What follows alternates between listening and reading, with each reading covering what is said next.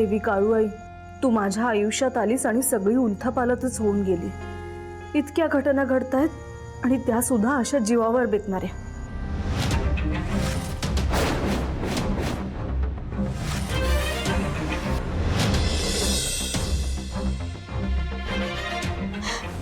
सोडा मला। 12 मिनिटं अगोदरच लोकेशनवर पोहोचलाय का ना? तुम्हाला आपलं काम माहितीच आहे ना? आपलं काम भारी, भाऊ सरकारी। लोकेशन उठत झालं लगेच तुम्हाला फोन केला बघा। होय होय एकदम तुम्ही सांगितलंय तसंच बंदोबस्त केलाय बघा या पोरीचा।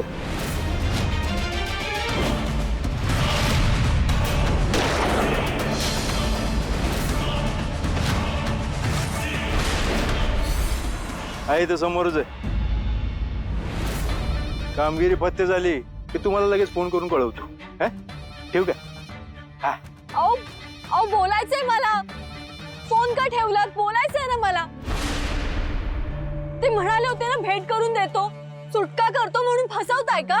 सुटका?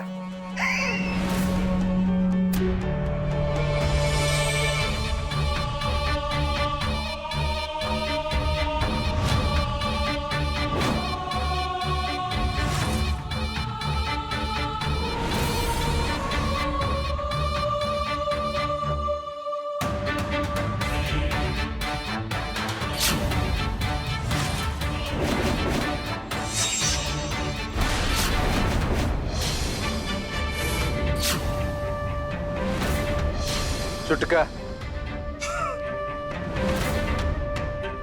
सुटकाच करता येते तुझी या दुनियेतनं कायमची। एक दुनियाला एक पापी आहे, तुझं काय काम नाही इथं।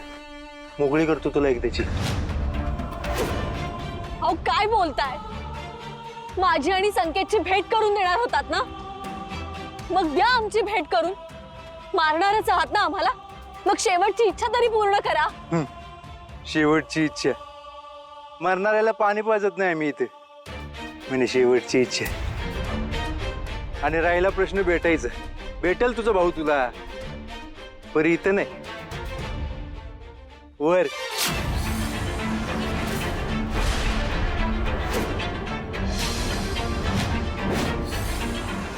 आधी तुला पोचवतो, तू जाऊन तिथे सेट हो।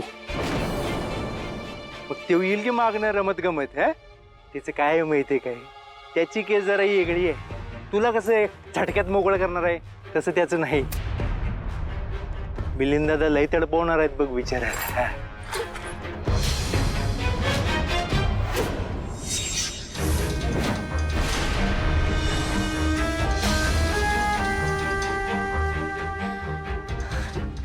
हे बघा, तुम्हाला सांगितलंय ना, तुमच्या प्रकरणात नाही पडणार आम्ही।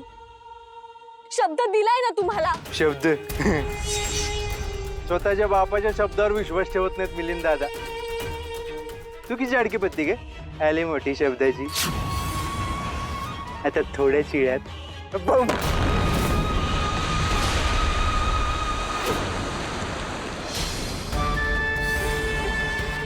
आली मजा आली?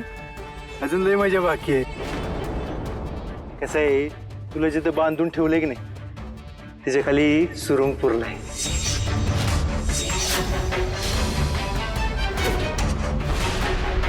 आम्ही नाही, सरकारनं।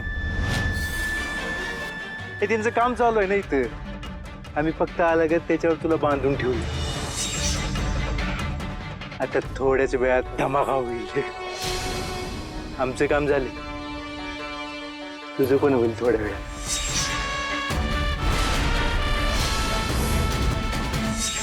चला रे, नुसतं मुंडे आलो नका, चला।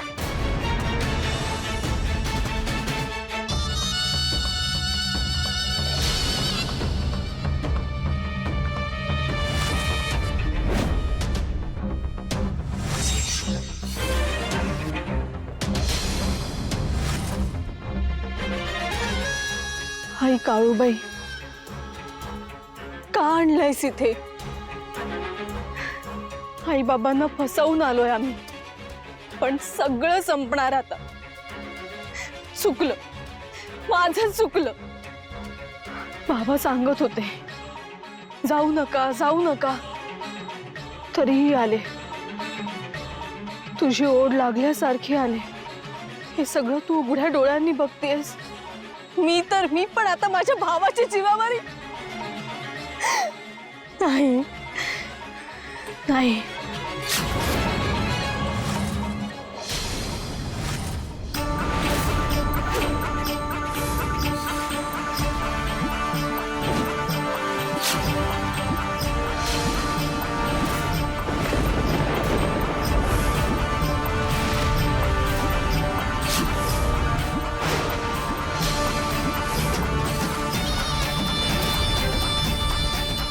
नाही. माझं काही येऊ दे, पण संकेतला काहीही होता कामा नये. तू खरी असशील तर तूच त्याला वाचव, तूच प्रत्यंतर दे. नाहीतर मी तुझ्या हाकेला जशी ओ देत आले तसं यापुढे कधी कोणीच येणार नाही.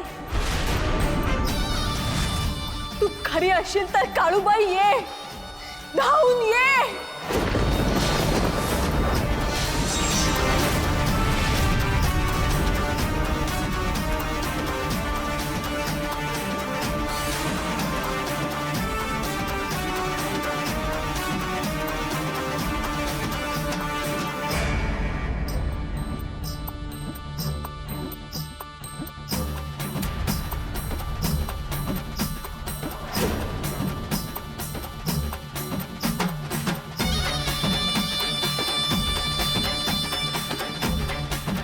मावशी, मावशी, हो अशा रस्त्याच्या मध्येच का उभे आहात? बाजूला घ्या ना यांना. पुढचा रस्ता बंद आहे.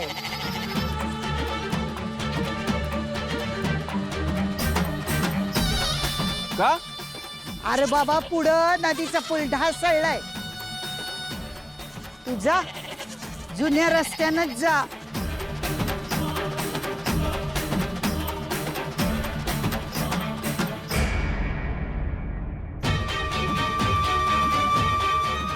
ठीक आहे, थँक्यू.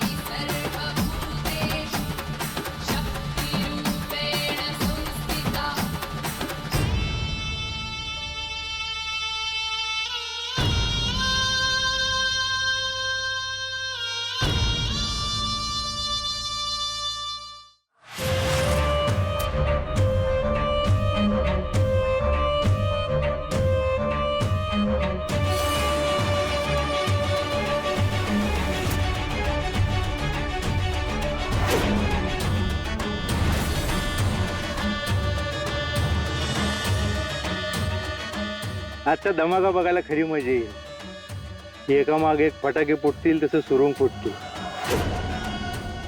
आणि पेटलेले वाद बघून पायाखालचे सुरुंग फुटण्याआधीच पोरगी गचकेल.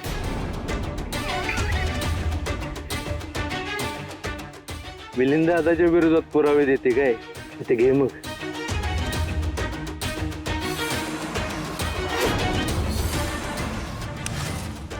आपलं काम भारी, भाव सरकारी. वाचवा, वाचवा.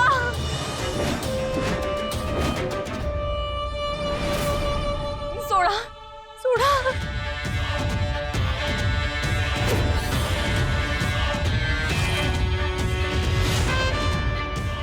चला रे, आता मिलिंद दादांना रिपोर्ट करू.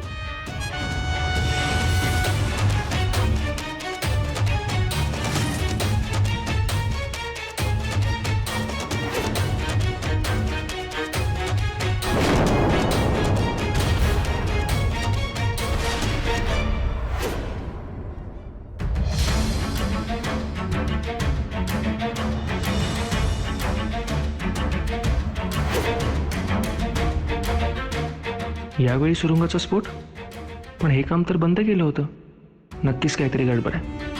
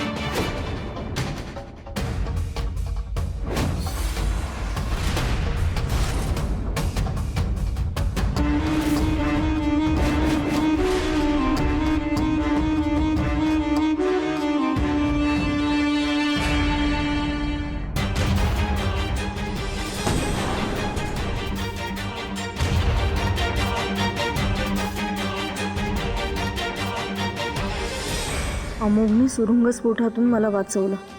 त्यानंतर मी त्याला संकेतनं काढलेला तो खुनाचा व्हिडिओ दाखवला. त्याला कळून चुकलंय की त्या इन्स्पेक्टरनेच खून केलाय आणि त्यानेच संकेतलाही किडनॅप केलंय. अमोघ मला म्हणालाय काय करायचं ते मी बघतो, पण नक्की काय करणार आहे तो?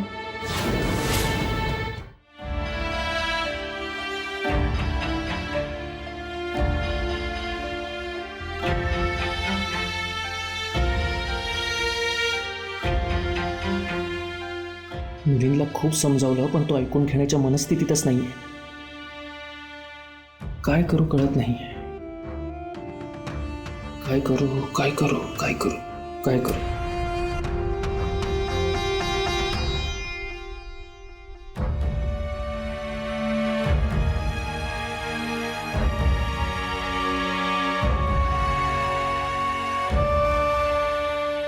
पंडित,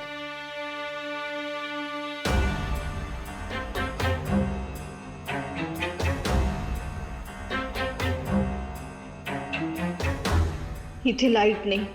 आता मोबाईल कसा चार्ज करू? बाहेर पडणंही रिस्की आहे.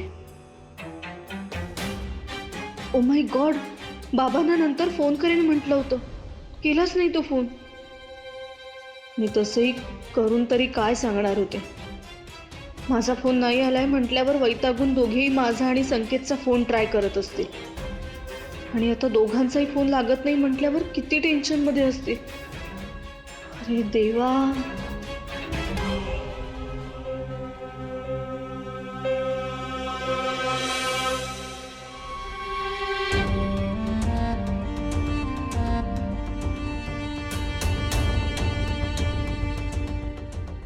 कधीपासून फोन करतो, लागतच नाही फोन. मला सुचन असं झालंय आता काहीच. अविनाश, हे बघ, तू असं हायपर होऊ नकोस, नाही तर तुझी तब्येत बिघडेल रे. शांत हो. अगं शांत कसा राहू मी? शांत कसा राहू? पोरांशी संपर्कच होत नाहीये माझा. आर्या काय म्हणाली होती आपल्याला की पोचल्यानंतर बाबा मी फोन करीन. मग केला का त्यांनी फोन? नाही ना केला. आणि मी करतो तर पोरांचा फोन लागत नाही. काय करू मी? हे बघ, तू ना जरा दुसऱ्या अँगलने विचार कर ना. तिने आपल्याला काय सांगितलं होतं की तिथे रेंज नाहीये ना. मग तसं वाईट काही घडलं नसेल रे. उलट वाईट काहीतरी घडू शकतं असा विचार करून आपल्याला पुढची पावलं टाकायला हवीत. कसं कळत नाहीये तुला? 21 वर्षाचा वाढदिवस होऊन गेलाय तिचा. तो गोंधळी काय म्हणाला होता की माझ्या भूतकाळातल्या गोष्टी तिच्या समोर पुन्हा येऊन उभ्या राहतील. नाही, चल आपण पुण्याला जाऊया.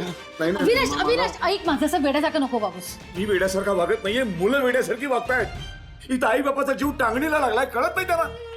गोष्टीचा सिरियसनेस नाहीये. आपण त्यांना ती गोष्ट सांगितली.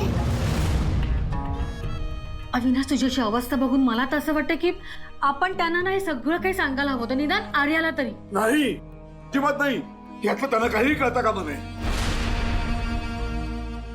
तिच्या बरोबर कोण कोण होती पोरं ती? त्याच्या मित्रमैत्रिणींचे नंबर आहेत? मला नंबर दे. कोणाचा तरी लागेल ना फोन. आपण नाही रे, संपर्क करू माझ्याकडे शकतो. जे नंबर्स आहेत त्यातला कोणीच कॅम्पला गेलेला नाहीये.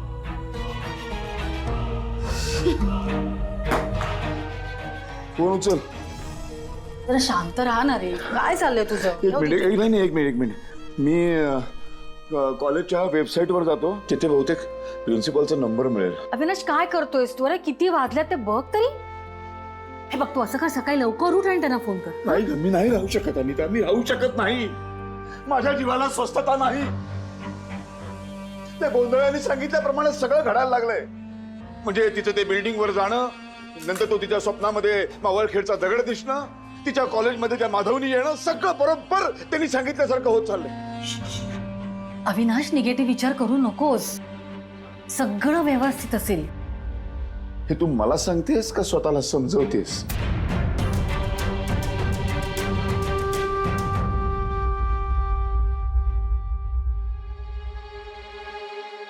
कुठे आहेस संकेत तू? कसा आहेस? पावला पावलाला तुमच्याशी खोटं बोलते आई बाबा, पण कसंही करून मी संकेतला शोधून काढेनच.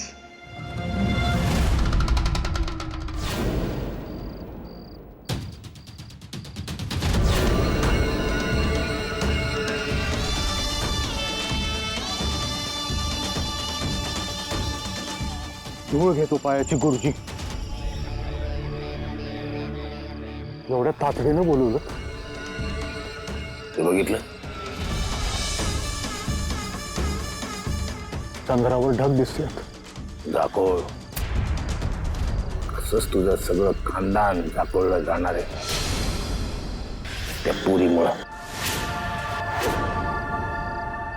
गुरुजी, तुम्ही आम्हाला इशारा दिला होता, त्याप्रमाणे मिलिंदनं जवळपास काम फत्ते पण केलं होतं. पण अमोघने तिला वाचवली. गुरुजी, सिद्ध आहे मी, स्वयंसिद्ध.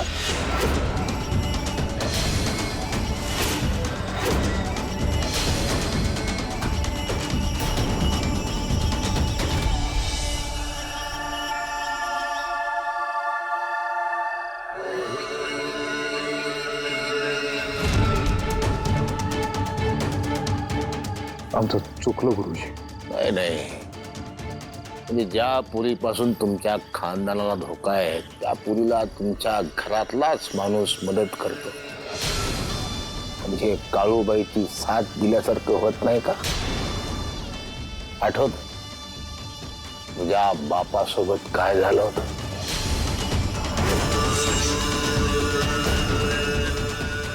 काळूबाईमुळं तुझ्या बापाचा जीव गेला. आता ती तुझ्या जीवाच्या, तुझ्या खानदानाच्या जीवाच्या मागं लागली.